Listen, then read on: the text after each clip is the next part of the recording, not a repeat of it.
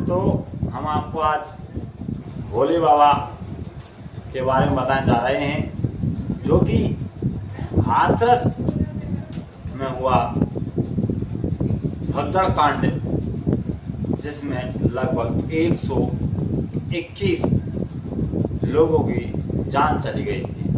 दोस्तों, इसके पीछे किसका हाथ है, क्या साजिश है और भोले बाबा कौन है, इसका क्या रिकॉर्ड है, इसके बारे में हम आपको बता रहे हैं। दोस्तों, भोले बाबा एक पुलिस कस्टमर था, जो लगभग 1990 में इन्होंने अपने पद को छोड़कर प्रवचन देना शुरू कर दिया था। दोस्तों, 2 जुलाई का 2024 के दिन सुबह 8 बजे से लेकर दोपहर के 2 बजे तक उत्तर प्रदेश के हाथरस में एक सत्संग स्थल बना था। दोस्तों, सिकंदराऊ जिले कस्बे के एटा रोड पर स्थित फुलराइड में एक सत्संग स्थल बना हुआ था। वहाँ पर नारायण और भोले बाबा अपने प्रवचन देना स्टार्ट किया और समय था लगभग 8 बजे। दोस्तों, भोले बाबा उर्फ नारायण, जिन्होंने अपने प्रवचन दिए और प्रवचन देने के बाद जब दोपहर के 2 बजे थे, उस समय अपने प्रवचन खत्म करने के बाद सत्संग स्थल से अपनी गाड़ी में बैठकर वापस जैसे ही रवाना हुए, दोस्तों, उसके चरणों की धूल के चक्कर में वहाँ पर जो भीड़ आई थी, दोस्तों, एकदम भगदड़ मच गई और उसकी गाड़ी की जो धूल थी उसे लेने के चक्कर में, उसे अपने सिर पे लगाने के चक्कर में वहाँ पर जो भीड़ पहुंची, जैसे ही आगे वाली भीड़ ने जैसे ही झुककर उसकी गाड़ी के जो धूल थी उसे उठाने के चक्कर में जैसे ही नीचे झुके, पीछा से जो भीड़ थी, 2 लाख 2.5 लाख के करीब जो भीड़ थी, आगे वाली पब्लिक के ऊपर जैसे ही चलना शुरू किया, चिल्लाना शुरू किया, तो जो भोले बाबा और नारायण की जो सेना थी, तो व्यवस्था करने वाली मंडली थी, उन्होंने अपने डंडों से भीड़ को रोकने का प्रयास किया।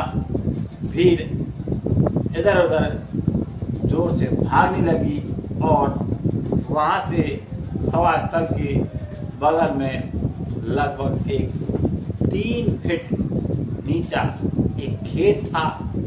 उस खेत में बरसात का समय था। बरसात में जैसे ही लोग उस खेत की तरफ भागने लगे, उस खेत में खींच था, कच्चा था, उससे जैसे ही वहाँ पर रपट कर लोग गिरने लगे और भीड़ जैसे ही उनके ऊपर से निकलती चली गई और वहाँ पर लाशों की ढेर लग गई। दोस्तों, वहाँ पर लगभग 121 जानें चली गई थी और कम से कम 150 लोग अभी भी घायल हैं। काफ़ी की स्थिति कमज़ोर है। दोस्तों, वहाँ पर भोले बाबा के जो भी कार्यकर्ता थे, उन्होंने प्रशासन से 80,000 लोगों की परमिशन दी थी, लेकिन वहाँ पर कम से कम 2.5 लाख से ज़्यादा लोग भोले बाबा और नारायण जाटव को के प्रवचन सुनने के लिए वहाँ पर पहुँचे थे। दोस्तों, इतनी भीड़ को कंट्रोल न करने के कारण 121 लोगों ने अपनी जान गंवाई। दोस्तों, वहाँ पर बताया जाता है भोले बाबा और नारायण अपनी सुरक्षा गार्ड के लिए महिलाओं को ही अपना सुरक्षा गार्ड बनाता है। दोस्तों, कुछ ऐसा भी मानना है कि भोले बाबा के वहाँ पर उसके भवन में उसके वहाँ पर जाने के लिए सिर्फ सुंदर महिलाओं को ही परमिशन दी जाती है। दोस्तों, भोले बाबा वहाँ से ऐसे ही जैसे घटना घटी उसके तुरंत बाद वहाँ से गायब हो जाते हैं और वहाँ से चले जाते हैं। दोस्तों, वहाँ से जाने के बाद उसके जो भी अन्याय करता थे, उनके कार्यकर्ता थे, उनसे 1-2 कार्यकर्ताओं से उसके फ़ोन की डिटेल्स निकाली गई और उसके बाद भोले बाबा और नारायण का फ़ोन स्विच ऑफ है। अब तक कई बार पुलिस दबिश दे चुकी है, लेकिन भोले बाबा और नारायण पर हाथ नहीं पहुंचा। अभी भी भोले बाबा और नारायण फरार चल रहे हैं।